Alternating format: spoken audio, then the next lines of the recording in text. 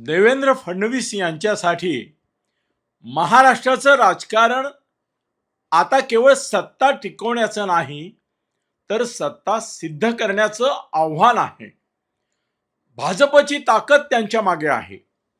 महायुतीची जबाबदारी त्यांच्या खांद्यावर आहे.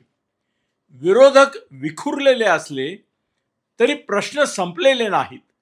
प्रशासन, विकास आणि जनतेच्या अपेक्षा यांचा समतोल साधावा लागणार आहे.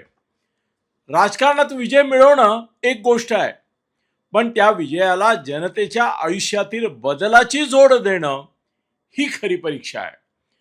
फडणवीसांकडे संधी मोठी आहे.